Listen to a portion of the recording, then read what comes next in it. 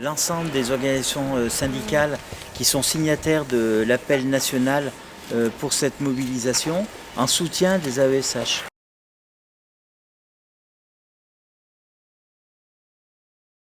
En fait, moi, ça fait bientôt 6 ans et demi que je suis à ESH.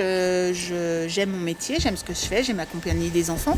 Mais on se retrouve souvent devant le fait accompli, à ne pas avoir eu de formation vraiment spécifique. Moi, je me trouve avec un trouble autistique et on fait un peu comme on le sent. En fait, on n'a pas la formation initiale pour ces cas-là.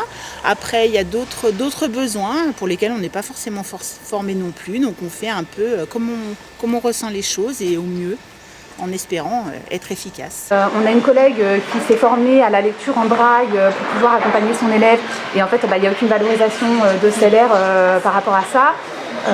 Et on demande aussi être revalorisé sur des salaires de catégorie B. Les AESH ne sont pas reconnus au niveau des compétences qu'on leur demande. Elles sont devenues indispensables dans nos écoles pour qu'on puisse accueillir les élèves porteurs de handicap suite à la loi de 2005. Si on n'était pas là, les enfants ne pourraient pas venir en classe, quoi. Donc il faut absolument faire quelque chose.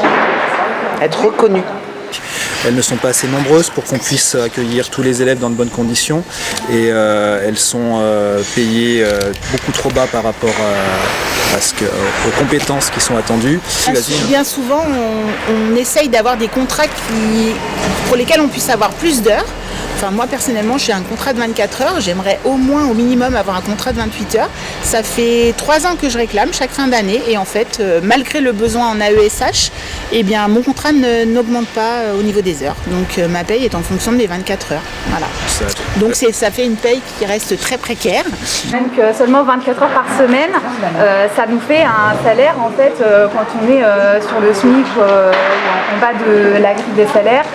En net, on va avoir 700 € par mois en fait et clairement on ne peut pas augmenter notre temps de travail et du coup quand on est à 8h30 dans les écoles jusqu'à 11h30 et de nouveau de 13h30 à 16h30, on n'a pas de temps ni pour exercer une autre profession pour avoir un complément de salaire. Ça fait des frais en fait inhérents à cette activité parce que pour peu qu'on ait des enfants, le matin il faut les mettre à la garderie, le midi il faut les mettre à la cantine, il faut les remettre le soir à la garderie. On s'en retrouve avec 200 € de moins parce qu'on a ces frais de garde en plus, les frais de transport qui ne sont pas remboursés non plus selon si on est sur plusieurs établissements, mais que c'est dans des communes limitrophes, on doit quand même prendre notre voiture avec le prix d'essence, ça c'est pas compté dans nos charges.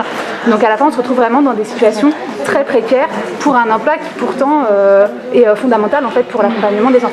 On revendique particulièrement c'est la possibilité de travailler à plein temps pour avoir un salaire à plein temps, mais avec un plein temps qui soit réalisable. C'est-à-dire que le plein temps aujourd'hui, quand on est à AESH, c'est 42 heures semaine.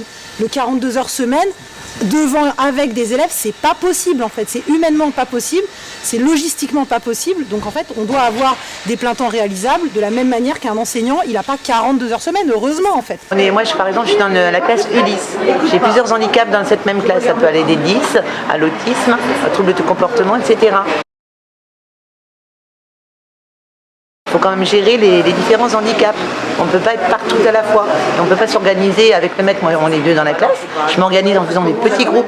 Mais imaginez les enfants qui sont inclus dans les autres classes, chose qui se fait régulièrement maintenant. Comment on fait pour s'occuper de tous les enfants inclus? On ne peut pas être une personne pour 4-5 enfants, c'est pas possible.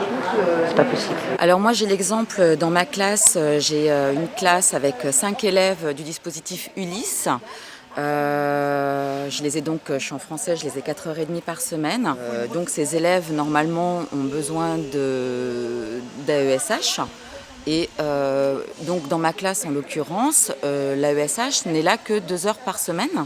C'est-à-dire qu'il y a des heures où les 5 Ulysse sont dans ma classe sans aide individuelle ou même mutualisée. Et l'AESH, quand elle est là pour les 5 élèves. Comment c'est possible ça? Du coup, elle se tourne systématiquement, elle essaye d'aider ceux qui sont le plus en difficulté, mais c'est très très difficile à gérer et voilà. Et en plus, on n'a pas spécialement non plus d'espace dans la salle, donc il faut trouver des systèmes pour que les Ulysse soient ensemble avec l'AESH. Donc l'inclusion, finalement, même au sein de la classe, elle est pas faite non plus. Les élèves ne se mélangent pas. Ce qu'on constate avec les statuts et les conditions de travail des AESH, c'est ce qu'on constate à plein d'autres endroits dans l'éducation nationale et dans la fonction publique, en fait, c'est que c'est les mêmes logiques de précarité et de précarisation, en fait. Alors là, depuis quelques années maintenant, les AESH peuvent avoir des CDI, et on ne parle pas d'être titulaire de la fonction publique, hein, on parle bien de CDI quand même. Et encore, la majorité d'entre elles et d'entre eux restent en CDD. Et comme disait tout à l'heure la collègue qui exerce ce métier, du coup, avec des contrats à temps partiel subis et avec des payes de misère.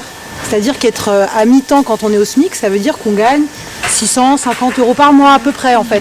Donc qui peut vivre avec 650 € par mois, c'est juste scandaleux. Et comme vient de le dire la collègue, c'est pas choisi, en fait, c'est subi, quoi. C'est-à-dire qu'il y a des gens au-dessus qui décident de non pas augmenter le temps de travail des collègues qui demandent, en fait.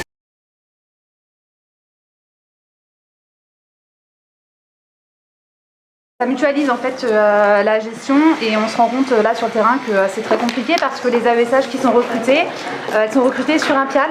Donc c'est une grande surface géographique de tout Chambéry par exemple ou tout Aix-les-Bains-Nord. Et dans ce PIAL, on est amené à changer d'affectation selon les besoins des élèves. S'il y a un élève qui a des besoins plus prioritaires, on va pouvoir déplacer l'AESH en fait, sans son consentement ou son avis.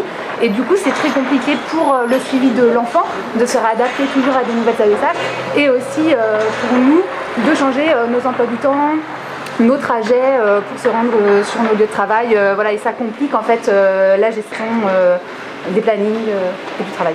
La logique du PIAL vue par l'administration, c'est d'avoir soi-disant une politique de proximité et de la souplesse de gestion.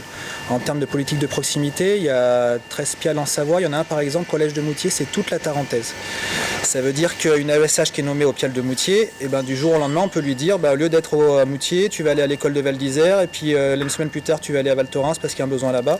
Donc en termes de précarité, de devoir de s'adapter au dernier moment, on se retrouve sur des zones où il y a des kilomètres à faire qui sont et pour le coup comme c'est dans le cadre du PIAL, il n'y a pas de nouveau contrat à faire, c'est hop, c'est dans le contrat, tu es dans le PIAL, donc tu es nommé sur n'importe où à l'intérieur du PIAL. Ma collègue l'année dernière, donc sur un PIAL sur Chambéry, elle a changé, elle a dit combien de fois 7 fois dans l'année. Notre fonction est tellement peu reconnue et tellement peu gratifiante, je vais dire, que personne ne se tourne vers ce métier, forcément. Le temps de travail, nos conditions de travail font que je pense pas que ça devienne une vocation, en fait. Qu'on les soutienne, parce que leur combat est légitime, puis surtout leur situation est scandaleuse, quoi. Véritablement scandaleuse et traduit bien l'état dans lequel on est dans l'éducation nationale.